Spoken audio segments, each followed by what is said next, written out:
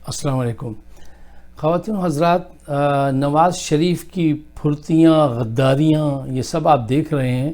اس کا علاج کیا ہے؟ اس کا سلوشن کیا ہے؟ اور اس سے پہلے کہ ہم سلوشن کی طرف جائیں اور میں آپ کو اپنی رائے پیش کروں، میں چاہتا ہوں ذرا تھوڑا سا اس بات کو آج ہم سب مل کے سمجھیں کہ پاکستان کے ساتھ انٹرنیشنل اسٹیبلشمنٹ کیسے کھیل کھیلتی ہے اور کیا کھیل کھیلا جا رہا ہے.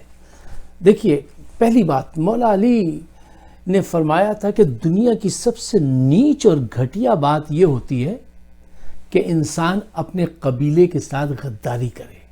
یہ سب سے زیادہ نیچ بات ہے، اس کو ذہن میں رکھیے گا. دوسری طرف ایک یہ تصویر ہینگ کر کے رکھیے کہ مریم نواز نے جب نواز شریف کو نکالا گیا تھا، وہ چیخ رہے تھے مجھے کیوں نکالا، تو وہ اس وقت بولی تھیں کہ اگر نواز شریف کو کچھ ہو گیا تو ہم ملکی راز جو ہے وہ افشا کر دیں گے. یہ دونوں باتیں اپنے دماغ میں رکھیے. اب آئیے ذرا دیکھیے، اس کو سمجھنا ضروری ہے کہ انٹرنیشنل اسٹیبلشمنٹ کام کیسے کرتی ہیں. دیکھیے، 4 بہت اہم سٹیپس ہیں جن کو ہمیشہ اپنے ذہن میں رکھا کیجئے. اگر آج ان کا ٹارگٹ پاکستان ہے تو وہ سب سے پہلے میڈیا کو خریدتے ہیں، ٹھیک ہے نا. اور میڈیا جو ہے وہ ان کی بات کہتا ہے آزادی صحافت کی نام لے کر، اس کے بینر کے ذریعے، اور اسی کے ساتھ وہ خریدتے ہیں نمبر 2 پہ آپ کی جو ڈیسیجن میکرز ہیں، جو ایلیٹ کلاس ہے اس ملک کی، پاکستان کی جو ہے، اس کو خریدیں گے اور اس کو این جی اوز کے ذریعے، اپنے مقاصد کے ذریعے استعمال کرتے ہیں، ان کو پیسے دیتے ہیں اور وہ انجوائے کرتے ہیں. 3rd پوائنٹ، وہ بڑے بڑے یہ جو آئی ایم ایف ہے اور ورلڈ بینک ہے، G8 ہے، معاشی انسٹیٹیوشن جو ہیں، ان کے ذریعے آپ کو قرض دے کر، ہم قرض بھی دیتے ہیں اور آپ کو اپنا غلام بنائے رکھتے ہیں. اتنا ہائی مارکپ پہ قرض دیتے ہیں کہ اس سے نکلنا بہت مشکل کام ہوتا ہے. اور چوتھی بات یہ کہ یہ ساری دنیا، یہ لوگ جو یہ کام کرتے ہیں، وہ آپ کے ملک میں جو ناراض عناصر ہیں اور جو کرپٹ سیاستدان ہیں، ان کے ذریعے لاقانونیت، فرقہ بندی، لسانیت ایسی تحریکیں چلواتے ہیں. مثلاً جی ایم سید جو تھے وہ ناراض تھے، غدار نہیں تھے. انہوں نے پاکستان کے حق میں آواز اٹھائی تھی، پاکستان بنانے میں ان کا کردار تھا، لیکن ہم نے ان کی ناراضگی کو جو ہے کسی دوسری ڈائریکشن میں دھکیل دیا. ہم میں ایبیلٹی نہیں تھی لوگوں کو سنبھالنے کی. اچھا، ولی خان غدار نہیں تھے. دیکھیں، مزاج ہوتے ہیں مختلف لوگوں کے، لیکن وہ ناراض تھے. اچھا، الطاف حسین ناراضگی سے غداری میں چلا گیا تھا، کولہے میں غدار. اور یہ صاحب جو ہے نواز شریف، یہ ٹوٹل غدار ہیں. یہ ناراض نہیں ہیں، یہ تو شروع سے ہیپی گو لکی گائے ہیں، ٹھیک ہے نا. یہ ٹوٹل واضح طور پہ غداری کر رہے ہیں. تو یہ جو اسٹیبلشمنٹ ہے وہ ان 4 سٹیپس پہ سارا وقت کام کرتی رہتی ہے، ریسرچ کرتی رہتی ہے، ایسے لوگوں کو تلاش کرتی ہے اور اپنی چیزیں ان کے ذریعے آپ کے ذہنوں میں انڈیلتی ہے اور آپ کو آپ کے ملک میں رہتے ہوئے شکست دے دیتی ہے کہ آپ اپنے آپ کو ایک شکست خوردہ غلام قوم سمجھنے لگیں اور دوسروں کی برتری مان کے آپ نیچے ہو جائیں. اور اگر اس سے کام نہ چلے تو آخری جو ہے وہ پھر میدان جنگ ہے، جس میں ایئر سپریمیسی کے ذریعے وہ جو ہے اپنا کام دکھا سکتے ہیں. لیکن آج طریقہ واردات دنیا میں یہی ہے کہ پہلے وہ میڈیا پہ، سوشل میڈیا پہ پورا آپ کا امیج خراب کریں گے، پوری دنیا آپ کو تھو کرے گی، آپ کو مجرم سمجھے گی چاہے آپ مجرم نہ ہوں. اگر وہ اس میں کامیاب ہو گئے، اس کے بعد وہ جو جی چاہے آپ کے ساتھ کرے، سینکشنز لگوائیں آپ کے اوپر، ٹھیک ہے، مختلف قسم کی، اور زیادہ آپ کچھ کریں تو آپ پہ جو ہے ہوائی حملے کریں، آپ کو تہس نہس کر دیں. تو یہ طریقہ کار چل رہا ہے. اچھا، آج نواز شریف صاحب جو کام کر رہے ہیں کہ ملک کے وہ راز، دیکھیے یہ آدمی 3 مرتبہ وزیر اعظم رہا ہے، اس نے 3 مرتبہ حلف لیا ہے کہ میں کبھی ایسی کوئی غلط بات نہیں کروں گا، لیکن یہ مسلسل وہ باتیں کر رہے ہیں. مثلا یار، اس سے زیادہ کھل کے اور کیا ہوگا مجھے بتائیے کہ یہ شخص کہتا ہے کہ یہ جو ٹیکنالوجی ہے وہ ایسی معصومیت سے، اچھا ان سے یہ کام لے رہا ہے سعودی عرب اور بھارت. سعودی عرب تو ان سے یہاں تک یہ بات چیت کر سکتا ہے، ان سے پوچھ سکتا ہے اور یہ بتاتے ہیں اس کو کہ اچھا فوج میں تمہارے کون کون سے وفادار لوگ ہیں جن کو تم ہینڈل کر سکتے ہو، جن کو برائب کر سکتے ہو. سعودی ان سے ایسے تعلقات چاہتا ہے. یہ میری بات مارک کیجئے گا، اس پہ غور کیجئے گا. اچھا، بھارت اپنا کام ان سے نکال رہا ہے. دیکھیے، یہ آدمی آج بڑی معصومیت سے، یہ معصومیت نہیں ہے، یہ ہپوکریسی ہے، بڑی معصومیت سے کہہ رہا ہے وہ ایک میزائل ان کا چلا ہوا مل گیا، میزائل تو میں نے بنوائے تھے، اب ہم اٹھا کے لے آئے، اس کو ری انجینئر کیا اور وہ جو ہے ہم نے وہ پھر بنا لیا، میں نے بنوائے ہیں سارے میزائل۔ کیا کوئی ملک، یہ سارے ملک ایک دوسرے کی چیزوں کو پکڑتے ہیں، اس کو جو ریوائٹلائز کرتے ہیں، ری انجینئر کرتے ہیں اور آگے لے آتے ہیں، ٹھیک ہے نا، لیکن کوئی اس کا اقرار کبھی نہیں کرتا۔ اور اتنے بڑے عہدے کا آدمی جو 3 مرتبہ پرائم منسٹر رہ چکا ہو، وہ یہ بات سر عام کہہ رہا ہے کہ ہم نے ایسے ایسے میزائل، کروز میزائل گرا اور ہم نے وہ لیا، اس کو ایسے ایسے کر کے ہم نے یہ بنا لیا۔ یہ کوئی باتیں کرنے کی ہیں؟ بھری محفل میں یہ باتیں کرنے کا کیا مقصد ہے؟ وہ آپ کو سگنل دے رہا ہے ابھی میں نے یہ گین کرائی، اس سے زیادہ فاسٹ کراؤں گا، تو اس کا بندوبست ہونا چاہیے۔ ایک تو سب سے پہلے ان لوگوں کو جا کے پکڑیے جنہوں نے اس کو ملک سے بھاگنے کی اجازت دی، ان ججز کو، لاہور کورٹ کے وہ جو ہیں ججز، ان سے جا کے کوئی انٹرویو ہی کرے یار۔ کوئی میڈیا کا ایسا نہیں بندہ ہے پاکستان کی محبت میں جو جا کے ان کو کہیں پوچھے کہ تم نے 8 ویک کی اجازت دی تھی اور وہ دیکھو وہ کیا گل کھلا رہا ہے، اس کا ریسپانسبل کون ہے؟ کچھ تو شرمندہ کرو ان لوگوں کو۔ میڈیا کا بڑی ریسپانسبلٹی ہے، کوئی ادا نہیں کر رہا۔ اچھا، اب ایک بہت اہم نکتہ اس پر غور کیجئے، دیکھیے یہ ہلا دینے والی بات ہے کہ پاکستان میں ایک شخص ساری قوم کو، ISI کو، آرمی کو، سب کو دھوکہ دے کے، بہانہ بنا کے چلا گیا، جہاں پہ عمران خان جیسا نیک نیت اور اسٹریٹ آدمی، ٹھیک ہے نا، وہ دھوکہ کھا گیا۔ اس کے اپنے ڈاکٹرز، جبکہ ان کا اتنا بڑا ہاسپٹل ہے، اتنا ایکسپیرینس ہے، وہ بھی دھوکہ کھا گئے کہ ہاں صاحب اس کے پلیٹس ختم ہونے والے ہیں، اب یہ کسی وقت بھی مرنے والا ہے، ٹھیک ہے نا۔ اگر اس ملک میں وہ کہتے ہیں 3-4 لوگ ہیں جنہوں نے یہ کانسپریسی کی، تو یہ کتنی خطرناک بات ہے کہ کل کوئی دوسرا دشمن ملک جو ہے وہ ایسے اس ملک میں ایسے لوگوں کو تلاش کر لے جو اتنے تیز ہیں کہ وہ جل دے سکتے ہیں، اور وہ جو ہے ایٹمی راز ہوں یا ٹیکنالوجیز ہوں یا ہماری کوئی بھی انفارمیشن ہو، وہ اس کو لپیٹ کے اس کو دے دیں۔ مطلب کتنی خطرناک بات ہے۔ اس پہ اس پہلو سے غور کیا گیا؟ خدا جانے، میں نے تو نہیں سنا کہ اس پہلو سے کسی نے اس پہ سوچا بھی ہو کہ بھائی اگر آج انہوں نے یہ حرکت کر دی تو دشمن کیا کچھ نہیں کرا سکتا۔ خدا کے واسطے سوچئے، یہ سوچنے کا وقت ہے۔ خواتین حضرات، جو غداری آج وہ کر رہے ہیں، ان کو کہتے ہیں قاتل کو معاف کر سکتے ہیں آپ، لیکن غدار کو معاف نہیں کرنا چاہیے، اس لیے کہ وہ آپ کے لیے مسلسل جو ہے ناکامیاں اور بربادیاں آپ کے راستے میں کھڑی کرنے کی کوشش کرتا ہے۔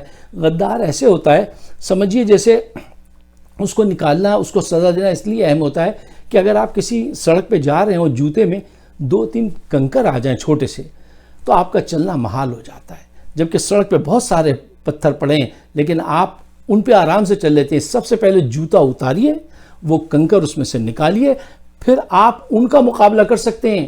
وہ جو روڈ پہ روڑے پڑے ہیں ان پہ آپ جا سکتے ہیں، یہ جوتے میں جو کنکر ہیں یہ آپ کو بہت تنگ کریں گے، یہ آپ کو پریشان کر دیں گے۔ ان کو سب سے پہلے نکالیے اور ان کو دور کیجئے۔ خواتین و حضرات، اس شخص نے کیا کچھ نہیں کہا ہے۔ مثلا کہتا ہے بامبے میں جو بلاسٹ ہوئے تھے وہ پاکستان اس میں شامل تھا۔ کارگل پہ انڈیا میں جا کے کہہ رہا ہے کہ وہ کہہ رہے ہیں کہ ہم نے آپ کی پیٹھ میں چھرا گھونپا ہے۔ وہ کہہ رہے ہیں وہ آلو گوشت ہم بھی کھاتے ہیں جو آپ کھاتے ہیں، آپ کا بھی وہی خدا ہے جو ہمارا خدا ہے۔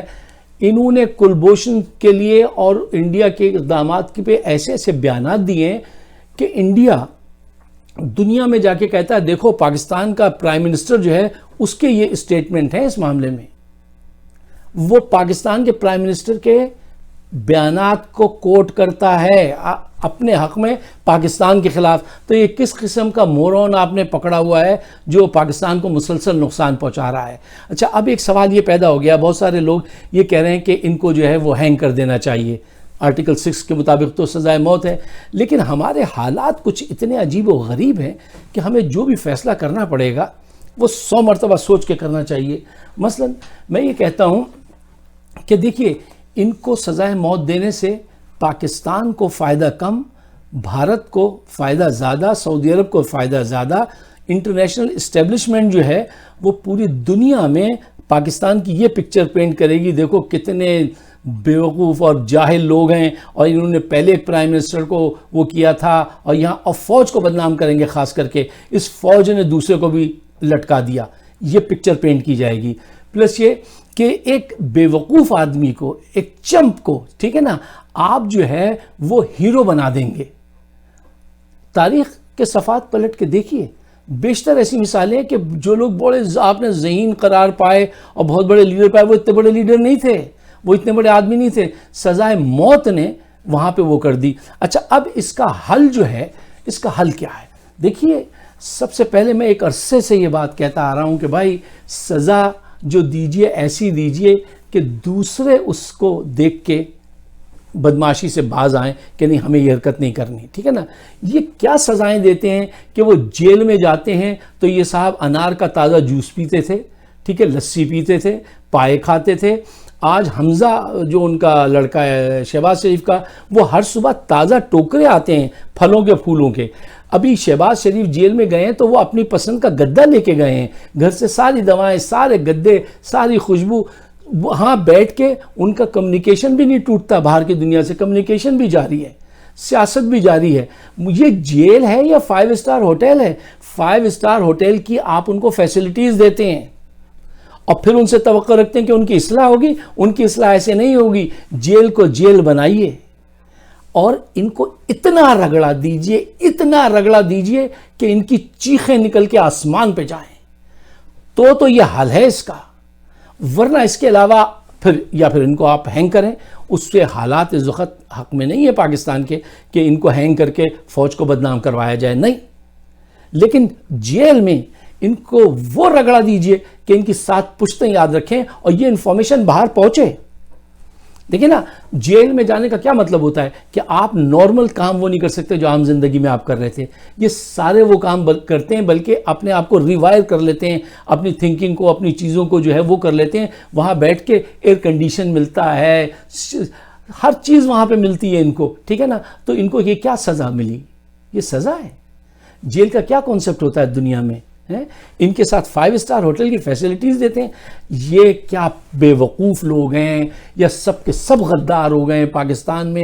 میری تو سمجھ میں نہیں آتا کہ یہ عدالتیں کیسی ہیں، یہ ڈیسیجن میکر کیسے ہیں کہ یہ پاکستان کے مستقبل سے کیوں کھیل رہے ہیں اور کب تک کھیلیں گے.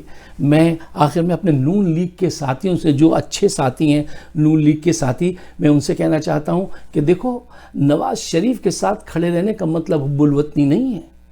پاکستان کے ساتھ کھڑے رہنے کا مطلب حب الوطنی ہے.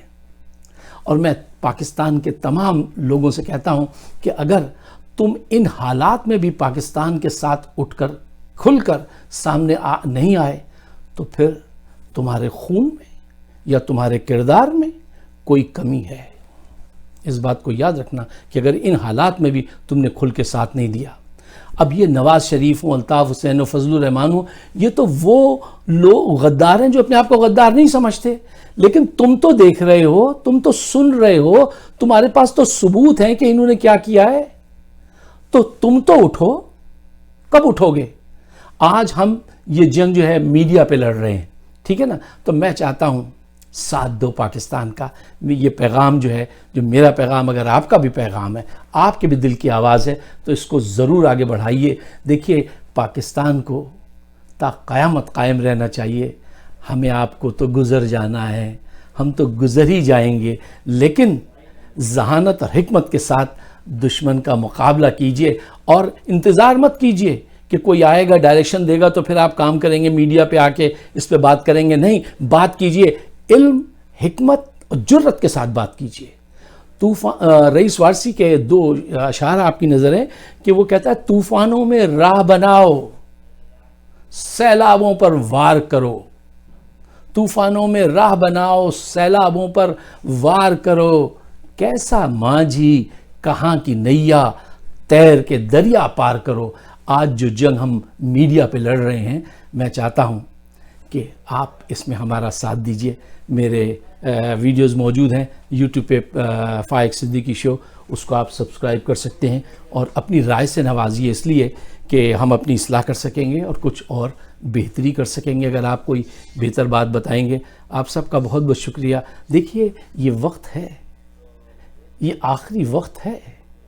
آپ کھڑے ہوئیے پاکستان کے حق میں، چاہے کسی بھی پارٹی سے آپ کا تعلق ہو. یہ ملک امانت ہے اور تم امین لوگوں، تمہارے پاس یہ امانت ہے، تمہیں اس کا خیال کرنا چاہیے. آپ سب کا بہت بہت شکریہ.